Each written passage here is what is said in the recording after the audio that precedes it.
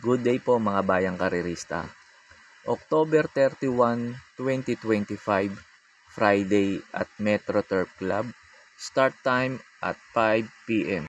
Shoutout nga pala sa Baluarte ni Kirante OTB dito sa may Balutyan, sa may Honorio Lopez, sa may Buendia.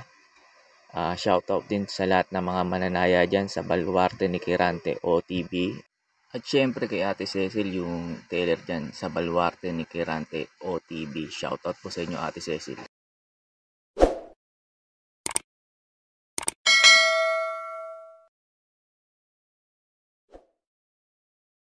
Start na po tayo. Race number 1, numero 1, River Rose. Ito para po sa akin dito sa race number 1. Susuluhin ko na po dito to. Nalalamangan ako dito sa kabayo na to. Tapos maganda pa position niya. Nasa numero 1. Tingin ko iuuna kagad tong kabayo na to. Nagpreba to sa barriera niya ng 1.12.6. Dumating 25 media. Tingin ko marami pa tong kabayo na to. Pag ito hindi hinabo nila Jack 14 at ni Golden Andalay sa unahan, kasi mabilis to eh.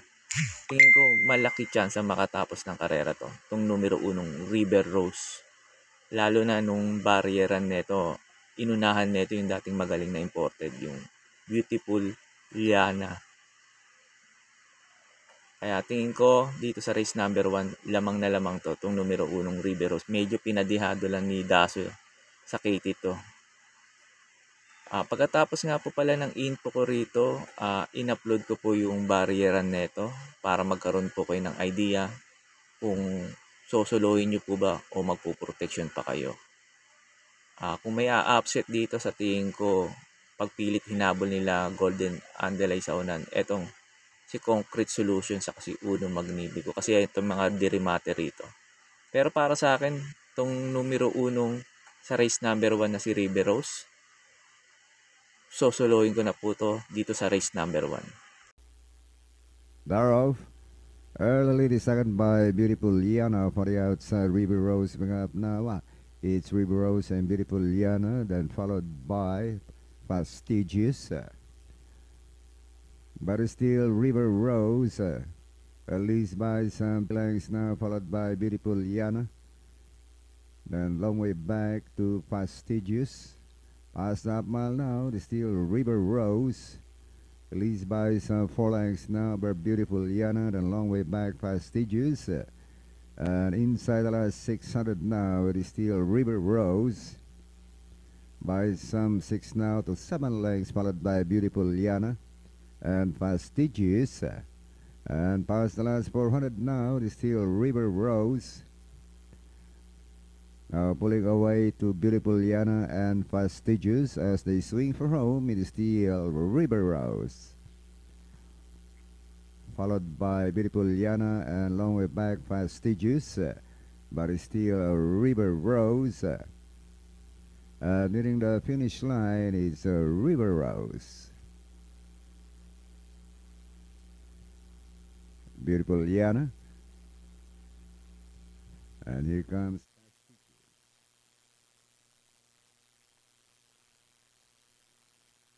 Sa race number 2 na po tayo. Ito sa mga nagtitipid at kulang sa puhunan. Pwedeng solohin to. Itong numero 3, Shiver Me Pink. Maganda naging barriera neto. Malayong nanalo. Nagpreba ng 1.11.8. Tapos ang dating 26 media kasi hindi naman nabinigyan si Kabayo kasi malayo na nanalo. Tingin ko pag ito hindi hinabo ni Lucky Mama at ni Don Julio kagad, tingin ko malaki chance na makatapos ng karera to. Itong numero 3, Shiver Me Pink. Pang protection ko po yung numero 1, Don Julio. Hindi ko lang kasi kursunado yung peso ni Don Julio, medyo mabigat kumpara dito kay numero 3, Shiver Me Pink. Tapos galing pa sa bakasyon tong kabayo na to, baka off pa. Pero kung meron to, medyo magandang laban to.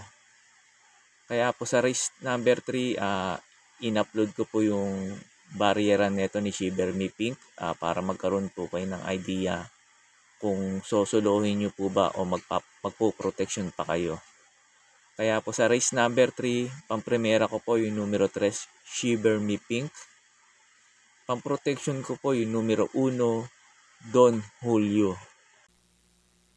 Thereof, early the second by Bada Bing moving up now is not guilty. In between horses now is Shiver Pink down from the inside, Lightning Bolt. Bada Bing followed by Shiver Me Pink. Or moving up, not guilty, is not guilty, Shiver Me Pink. Then 5 lengths away, Bada Bing and Lightning Bolt. And as they race a half mile now, it's now Shiver Me Pink. Leads by some 2.5 lengths, followed by Not Guilty. Then 4 lengths away, Bada Bing and Lightning Bolt. And rounding the far turn, still Shiver Me Pink. Leads by some 4 lengths now, followed by Not Guilty. Coming close now in third, Bada Bing, and long way back, Lightning Bolt. Towards the final corner, it is still Shiver Me Pink. Leads by some 6 lengths now, followed by Not Guilty. Moving up at in rail is Bada Bing, then long way back to Lightning Bolt, but it's still Shiver Me Pink. Followed by Not Guilty and Bada Bing, and finally Shiver Me Pink. Second to Bada Bing, Not Guilty, and Lightning Bolt. Sa race number 3 na po tayo. Pampremera ko dito yung numero 5, Golden Aria. Ito si Golden Aria, last run nito bugaw to. Hindi lang binigyan ng importansya na may-ari ito. Tingin ko pag binigyan ng importansya na may-ari ito, tingin ko malaki chance makatapos ng karera to. Tingin ko siya mabilis dito sa 6 na to. Pag ito hindi kaagad hinabol ni Beshat sa unahan, tingin ko malaki chance makatapos ng karera to. Itong numero 5, Golden Aria. Second choice ko po yung kabayo ni Rabano, numero 3, Beshat. Ito si Beshat naman, ma-rate lang maayos ni J.A. Pastoral to at bigyan din ng importansya na may-ari. Tignan nyo po kung bebenta to, katulad ni sabi ko na bumenta na Yamado. Ganun din to. Pag ganun ng bentahan at na Yamado to, tingin ko lamang sa labas po yung kabayo na to. Third choice ko po yung numero 2, G-City. Ito naman si G-City, hindi rin lang din binibigyan ng importansya tong kabayo na to. Pag ito bumenta dito sa race number 3, tingin ko lamang din to sa labas. Tingin ko malaki rin chance ang manalo dito to. Kasi pag bumenta to kay Ed Gonzalez, tingin ko ilalaban yung kabayo. Kaya po sa race number 3, pampremera ko po yung numero 5, Golden Aria. Second choice ko po yung numero 3, Best Shot. Third choice ko po na pangdehado yung numero 2, G-City. Sa race number 4 na po tayo. Pampremera ko dito yung numero 2, Ruby Bell. Ito, cambio hinete, binigay kay CB Garganta. Tingin ko maganda itatakbo ngayon nito at bumaba pa rin sa laban to. Kaya tingin ko malaki chance na itong manalo na ngayon dito sa race number 4. Second choice ko po din yung mababa na rin sa laban, yung numero 4, Full Combat Order. Ito bigyan lang na importansya na may-ari ito. Tingin ko malaki rin panalo dito to kasi napakababa na sa laban nung numero 4, Full Combat Order. Kaya po sa race number 4, pang-primera ko po yung numero 2, Ruby Bell. Second choice ko po yung numero 4, Full Combat Order. Sa race 5 na po tayo. Numero 1, Easy Way. Ito para po sa akin dito sa race number 5. So, solohin ko na po ito. Ito numero 1, Easy Way. Maganda position niya. Nasa numero 1. Walang gaanong mabilis na pwede ka agad humabol sa kanya. Pag ito na una at napabayaan nila sa unahan at walang humabol, tingin ko malaki chance ang makatapos ng karera to. Itong numero 1, Easy Way.